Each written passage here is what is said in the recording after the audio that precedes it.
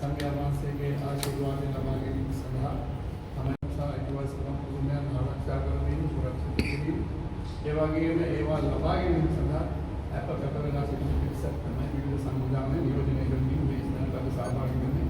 අපි දවස් දින 5ක මේ වැඩසටහනක් ක්‍රියාත්මක කරන මගදොඩ බැඳලා ඉන්නවා. අපි ආයෝජනය කළා.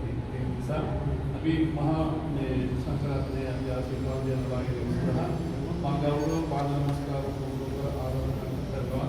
නම් කියන අවසරයි. උත්තර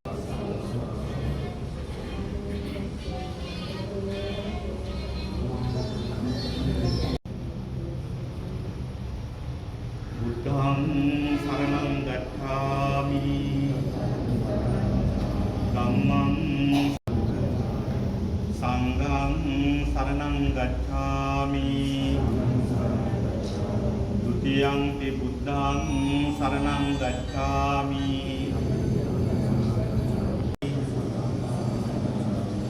තතියං ပි බුද්ධං සරණං ගච්ඡාමි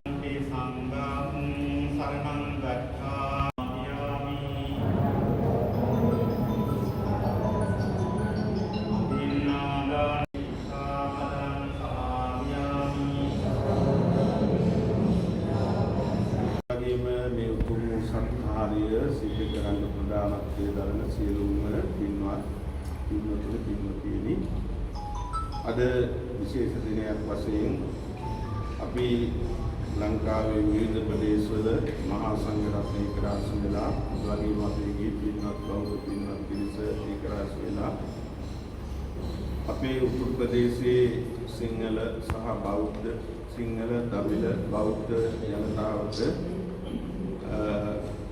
මේ ප්‍රදේශවල සිංහල ජනතාව ජීවත් වෙන ජීවත් වුණු ප්‍රදේශ වශයෙන් හා අපගේ පූජනීය ස්ථාන පිහිටි ස්ථාන තිබුණු ප්‍රදේශ වශයෙන් අද අපට බොහෝ තැන්වල ඒවා ඉදි කර ගැනීමට විහාරස්ථානයක් වශයෙන් පවත්වාගෙන යාමට අපහසුතාවයන් බොහෝමයක් බාධක ඇති වෙන මේ මොහොතේ ඒ බාධක ඉවත් කරලා අපි කිසිම ආගම් ජාති ભેදකින් තොරව සියලුම ජනතාවට අපගේ ඓතිහාසික ස්ථාන වැඳ පුදා ගන්න දැක බලා ගන්න අවස්ථාව උදා කර දීමේ අරමුණින් සාම වැඩසටහනක් වශයෙන් තමයි මේ වැඩසටහන ක්‍රියාත්මක යෝජනා කරගෙන තියෙන්නේ. ඇත්තෙන්ම පුරා වසර 30කට ආසන්න කාලයක් පැවති යුද්ධය නිසා අපි උතුරක් අනිකුත් ප්‍රදේශات අතර යම් දුරස්ථභාවයක් ඇති වුණා. යුද්ධයේ නිමෙලා වසර 20කට ආසන්න කාලයක් ගත වුණා. තවමත් අපිට යම් බාධක ඇති වෙලා තියෙනවා මේ ස්ථාන ගොඩනැගීමේදී හා මෙහි පුරාණ පදිංචිලා හිටපු අපේ සිංහල ජනතාව නැවත මේ ප්‍රදේශවල පදිංචි කිරීමේදී යම් ගැටලු සහගත තත්ත්වයන් උදා වෙලා තියෙනවා. අපි හැම කෙනෙක්ම ලංකාව පුරාම ගත්තොත් ලංකාවේ හැම තැනම ජාති ભેද වලින් තොරව අනෙක් දිස්ත්‍රික්ක වල ජීවත් වෙනවා සිංහල දමිළ මුස්ලිම් මේ හැම කෙනෙක්ම එකට ජීවත් වෙනවා කිසිම ගැටලුවක් නැතුව. ඉතින් අපි කියන්නේ යාපනයේ නැත්නම් උතුරු ප්‍රදේශයේ මේ වාද ભેද වලින් තොරව ජීවත් වෙනවා නම් තමයි තාම වැදගත් වෙන්නේ. අපි එකම ශ්‍රී ලාංකික පිරිසක් ජාතීන් වශයෙන් අපි වර්ග කිහිපයක් වුණා. සියලු දෙනාම ශ්‍රී ලාංකිකයෝ ශ්‍රී ලාංකිකයන් අතර අපේ රට බෞද්ධ රටක් කියන එක කවුරුත් දන්නවා. ඒ නිසා මේ බෞද්ධ රටක බෞද්ධ ආගමට මූලිකත්වයක් තියෙන්න ඕන. ඒ නිසා අපේ ඓතිහාසික නටබුන් තියෙන මේ ප්‍රදේශයේ උතුරු ප්‍රදේශයේ නැගෙනහිර ප්‍රදේශයේ ගත්තාම ඓතිහාසික නටබුන් රාශියක් තියෙනවා. මේ නටබුන් නැවත ප්‍රතිසංස්කරණය කරලා ඒවා එලිපෙලි කරලා අපේ අනන්‍යතාවය ආරක්ෂා කරගන්න සිංහල බෞද්ධයන්ගේ සහ දමිළ බෞද්ධ අපි හැම දෙනාගේම අනන්‍යතාවය ආරක්ෂා කර ගැනීම අපේ විශේෂ අවශ්‍යතාවය. එහෙම නැතුව කවුරුවත් කඩ දබර වෙලා කලකෝලාහල කරගන්නා වූ අරමුණකින් නෙවෙයි මේ වැඩසටහන සිද්ධ කරන්නේ. අපේ අයිතිය නැත්නම් අපේ පූජනීය ස්ථානවල තියෙන වැදගත්කම ලෝකයට හඳුන්වා දීලා මේ ස්ථානවල ඓතිහාසික භාවය රටේ ජනතාවට දැක වැඳ පුදා ගන්න යුද්ධේ නිමා වීම සමගම සමහර ස්ථාන වැඳ පුදා ගන්න බොහෝ බෞද්ධයන් දකුණේ ඉඳන් උතුරට ඇවිල්ලා ඒවා වැඳ පුදා ගන්නවා දකින්නකොට අපට හරි සතුටක් තියෙනවා. මොකද යුද්ධ සමයේ ගත්තාම අපි බොහෝම වැටකාවු පිරිසක් අවුරුදු ගණනාවක්ම මේ ප්‍රදේශ ආරක්ෂා කරගත් විශේෂයෙන් උතුරේ අපේ නාග විහාරේ හාමුදුරුවෝ නාගදීපේ හාමුදුරුවෝ මේවා ආරක්ෂා කරන වාසල යුද්ධ සමයේ මේවා ගැන දිලා හිටියා. අපි මුලතිව් දිස්ත්‍රික්කයේ අපි අයිති අපි යුද්ධ සමයේ අපි ඒවා ආරක්ෂා කරගෙන ඒ ප්‍රදේශවල ජීවත් වුණා. වවුනියා දත්වත් උන්වහන්සේලාත් ඒ විදිහට ඉතින් මේ ආරක්ෂා කරගත්ත අපේ පුණ්‍ය භූමීන් සහ නටබුන් ඉතිබෙන ඓතිහාසික ස්ථාන නැවත අපට ලබාගෙන ඒවා වන්දනීය පූජනීය ස්ථාන බවට පත් කර දීම තමයි අපේ අරමුණ තියෙන අපේ ඉල්ලීමත් ඒක අපි කාගෙන් ඉල්ලන්නේ ඒක. ඒ නිසා අද දවසේදී ඒ සඳහා අපි යම්කිසි වැඩසටහනක් ක්‍රියාත්මක කරලා මේකට අපි සාමකාමීව විසඳුමක් ඉල්ලා ගැනීම තමයි ප්‍රධානම අරමුණ තියෙන නිසා ඒ වැඩසටහන සඳහා ලංකාවේ විවිධ ප්‍රදේශ වලින් වැඩමවන්න එනවා. මම හිතනවා අපිට තෙල් ප්‍රශ්නේ බලපාලා තියෙනවා අද මේ වගේ දවස්වල. ඒ නිසා උන්වහන්සේලාට වැඩම කරන්න යම් අපහසුතාවයන් තිබුණා. හැකියපමණින් මේ අවස්ථාවට සහභාගී වුණ අපේ ගෞරවනීය මහා සංඝරත්නයේ අපට උතුරු ප්‍රදේශයේ වැඩ වාසය කරන ස්වාමීන් වහන්සේලා වශයෙන් මුලතිව් දිස්ත්‍රික්කයේ අපේ කෝසල මහත්මයා සම්බන්ධීකරණය සිදු කරලා ආරාධනා කළා. ඉතින් අපේ වැලියුවේ ගත්තාම විහාරස්ථාන 10ක් 12ක් තියෙනවා. හැම විහාරස්ථානෙම එක භික්ෂුන් වහන්සේ නමක් වාගේ තමයි වැඩ ඉන්නේ. ඉතින් අද අපි බොහෝදෙනෙක් සහභාගී කරවන්න බලාපොරොත්තු වුණා. යම් ආගමික කටයුතු නිසා එන්න අපහසුතාවයන් නැති වුණා. කෙසේ නමුත් මේ වැඩසටහන අපි බලාපොරොත්තු වෙන ඉලක්කය කරා යන්න ශක්තියක් වෙන්න විශේෂයෙන්ම මම හිතනවා අපේ උතුරු ප්‍රදේශයේ ජීවත් වෙන අපේ නාග විහාරයේ අපේ පඬිතු හාමුදුරන් වහන්සේ නායක හාමුදුරන් වහන්සේ ඇතුළු අනිකුත් මහා සංඝරත්නයේ උපරි වැඩින හාමුදුරන් වහන්සේලා වශයෙන් අපි හැමදෙනාම අපිට පුළුවන් ආකාරයෙන් උපරිම සහයෝගය දායකත්වයේ ලබා දෙන්න බලාපොරොත්තු වෙන අතර විවිධ ලංකාවේ විවිධ ප්‍රදේශ වලින් වැඩම අපේ නායක හාමුදුරන් වහන්සේලා පඬිතු හාමුදුරන් වහන්සේලා ඔබ වහන්සේලා මේ දරන ප්‍රයත්නයත් ඉතාම සාර්ථක වෙන්න කියලා මේ මොහොතේ ප්‍රාර්ථනා කරන අතර මේ සංවිධානය කරන සියලුම අපේ ගිහි බෞද්ධ පින්වත් හැමදෙනාටම තුන්රුවන්ගේ ආශිර්වාදය අද මේ ආරම්භ කරන වැඩසටහන ਸਰව ප්‍රකාරයෙන්ම සාර්ථක වැඩසටහනක් බවට පත් වේවා කියලා ප්‍රාර්ථනා කරන හැමදෙනාටම දෙවියන් සරණයි. අපි ප්‍රධාන ඒක නිසා මතක් කරනවා ඒක වගකීම අපි කරකවගෙන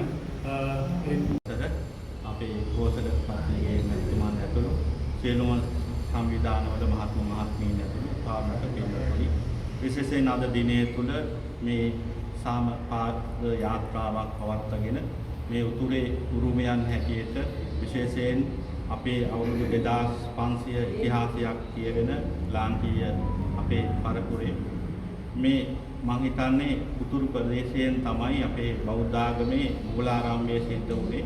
දඹුගල පටුන වරායෙන් විශාල වශයෙන් ඉන්දියාවේ අපේ ශ්‍රී මහ බෝධියේ වැඩම කරමින් ඉඳලා බෞද්ධ ඉතිහාසයේ ආරම්භය සිද්ධ වුණේ.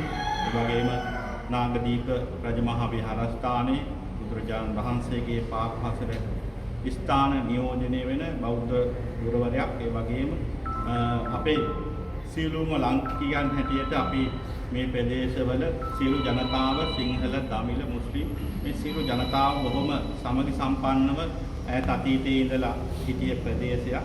ඉතින් අපි මේ අවස්ථාව තුළ අපේ මේ සියලු සංවිධාන ඒකරාශීව සාමකාමී පාගමනක් දියත් කරලා ඒ අයට නැති වෙච්ච යම් ගැටලු ඇති වෙච්ච බෞද්ධ සිද්ධාස්ථානවලට පවතින යම් ගැටලු අපේ නායක හඳුරු සඳහන් කළ ආකාරයට ඒ සියලු ගැටලු निराකරණය කරගන්නට සාමකාමී ඉල්ලීමක් හැටියට තමයි මේ පාද යාත්‍රාව පවත්වන්නේ. ඉතින් අපි ඓතිහාසික නාග විහාරස්ථානයේ හාමුදුරු හැටියටත් අපේ සියලු උතුරු පළාත්වල ගෞරවනීය හාමුදුරන් වහන්සේලාගේ ආශිර්වාදයේ සඳහා අපි පළ කර සිටිනවා. ඒ නිසා ඒ දින ගණනාවක් තිස්සේ පාද යාත්‍රාවේ කටයුතු සර්වපකාරයෙන් සාර්ථක වෙන්න කියලා අපි ආශිර්වාද කරනවා. විශේෂයෙන් අපි මේ අවස්ථාව තුළ සඳහන් කරන්නේ අපි ලාංකිකයන් හැටියට එදා ඉඳලාම මේ ප්‍රදේශවල ජීවත් වෙන කාලය තුළ අපි දමිළ මුස්ලිම් බර්ගර් මැලේ මේ සියලු ජාතීන් සමග එකමුතුව කටයුතු කරා. ඒ අය සියලු ජනතාවත් එක්ක අපි සුහදව නාග විහාරස්ථානයේ සාමයේ පාලම හැටියට අපි ක්‍රියාත්මක කරගෙන ඒ හැමෝම එකමුතු කරගෙන කටයුතු කරා. ඉතින් ඉදිරියට ඒ එකමුතුතාවය තහවුරු කරගෙන අපි අපේ අයිතීන් විශේෂයෙන් මේ ප්‍රදේශවල යම් ගැටලුකාරී තත්ත්වයන් තියෙනවා සිංහල අයට. ඒ ගැටලු निराකරණය කරගෙන ඒ වගේම බෞද්ධ සිද්ධාස්ථාන ගොඩනැගීමේදී යම් ගැටලු ඇති වෙලා තියෙන අතීතය අමතක වෙච්ච පිරිසක් තියෙනවා. ඉතින් ඒ සියලු ගැටලු निराකරණය කරගෙන අපිට ලාංකිකයන් හැටියට හැමෝටම සම අයිතීන් දිනාගෙන කටයුතු කරන්න පුළුවන් අවස්ථාවක් ලැබෙන්නේ කියන එක තමයි මේ සියලු සංවිධානවල අපේ ගෞරවනීය නායක හාමුදුරන්ගේ ඇතුළු මහා සංඝරත්නයේ ප්‍රාර්ථනාව. ඒ සියලු පරමාර්ථයන් සිද්ධ වෙන්න මේ උතුම් අවස්ථාව හැම දිනාටම ශක්තියක් වේවා, හැම දිනාටම ආශිර්වාදයක් වෙත්වා කියන තුනුරුවන්ගේ ආශිර්වාදය මේ අවස්ථාවේ පළ කරමින් මගේ ආශිර්වාදය මේ අවස්ථාවේ නිමා කරන හැම දිනාටම ලැබේවා.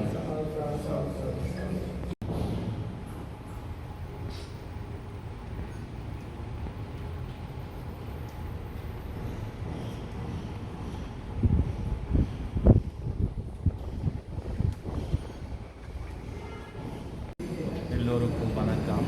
இந்த பாத யாத்திராவின் நோக்கம் வந்து இலங்கை எல்லா மக்கள் சாந்தி சமாதானத்தில் இருக்கு. இந்த புத்த பகவானுடைய தர்மத்திலே நாங்கள் எல்லா மக்கள் ஒற்றுமையாக இருக்கிறோம். இந்த மாதிரி இந்த எல்லா மக்கள் யாழ்ப்பாணத்தில் இருக்கு, கொழும்பு இதெல்லாம் இந்த பிரதேசத்தில் இருக்க சின்ன பிரச்சனைக்கு நாங்களுடைய மதகுருமாரும் வேறு அரசியல்வாதிகளும் இது எல்லாம் ஒற்றுமையாக இருக்குது. இந்த பிரச்சனையெல்லாம் நாங்களுடைய பௌத்த மதத்தில் இருக்க பிரச்சனையோ வேறு விஹாரில் இருக்க பிரச்சனையோ எல்லாம் பிரச்சனைக்கு நிப்பாட்டு மாதிரி தான் இது பாதுகாப்பு தான் செய்வேன். இந்த நாகவிஹாரில் வந்து இலங்கை எல்லா மக்களுடைய சிங்கள தமிழ் முஸ்லிம் எல்லா மக்களும் சாந்தி சமாதானத்தால் தான் நாங்களுடைய பிரதேசம். இந்த தர்மத்திலே புத்த பகவானுடைய முக்கியமான பிரதேசம். எல்லாம் பாவங்களில் இருந்து விலகி நல்ல காரியங்களை நடத்து மனதை ஒருநிலைப்படுத்தி இது தான் புத்த தர்மத்தில் முக்கியமான தர்மம். இந்த தர்மத்திலே எல்லா மக்கள் சமாதானத்தில் இருக்குதான் நாங்களுடைய பிரதேசம். இந்த நேரத்திலே உங்கள் எல்லோருக்கும் இலங்கை மக்கள் சமாதானத்தில் இருக்க நாங்களுடைய பௌத்த தர்மத்திலே ஆசீர்வாதிக்கின்றேன். நன்றி, வணக்கம்.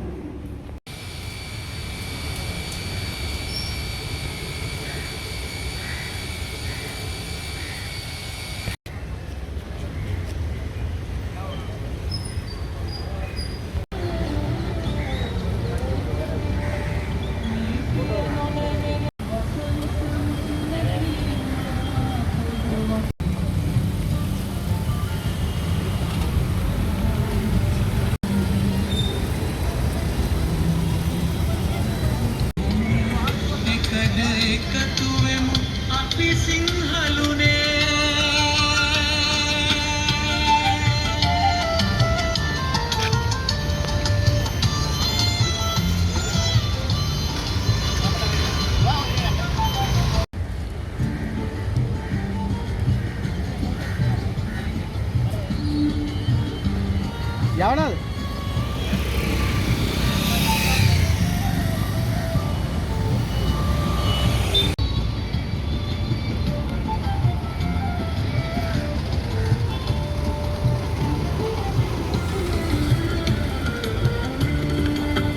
නීතිය නොනැමෙන එකම රටක්, කුස්මිතිකම් නැති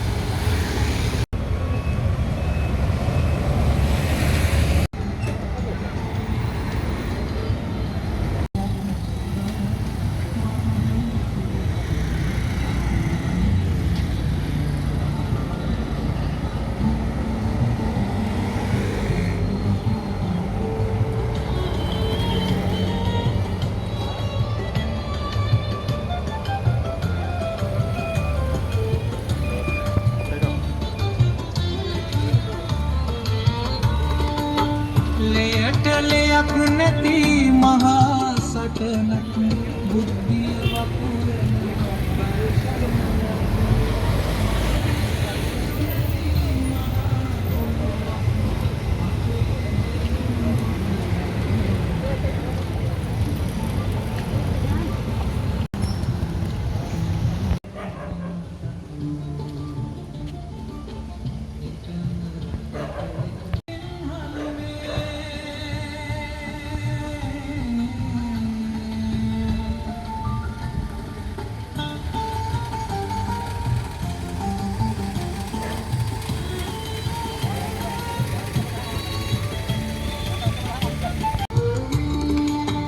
නීතිය නොනැමෙන එකම රටක් කුස්මිතිකම් නැති එකම නිවහල් නිදහස්